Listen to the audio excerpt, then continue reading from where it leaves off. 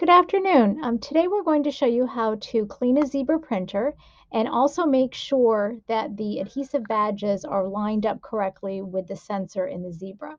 So to clean your zebra printer, we're going to pull these yellow levers forward and that will open up the printer.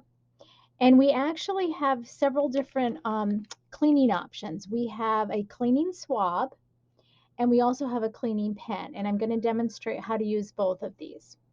So the cleaning swab simply is a little sponge and it actually has isopropyl alcohol on the end.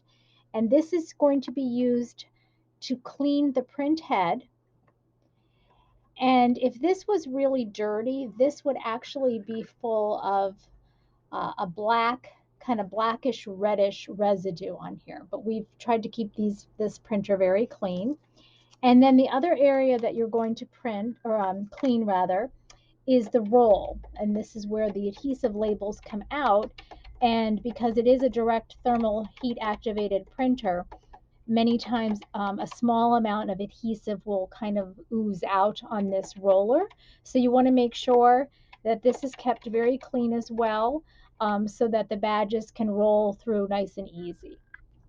The other thing that I wanted to mention is it's very important that this sensor here, which actually slides back and forth, is lined up correctly with the badge.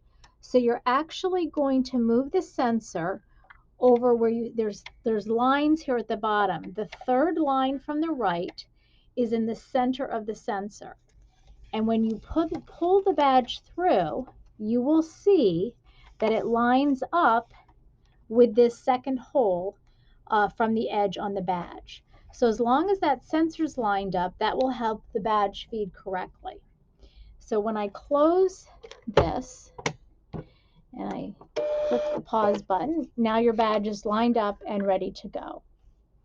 The other thing that I wanted to mention is that this pen, I'm going to open this back up, the pen has a hard tip, and this can be used especially if you have a lot of buildup on this print head. This is a way to kind of scrape off that buildup of adhesive as well. Thank you so much for watching our video today.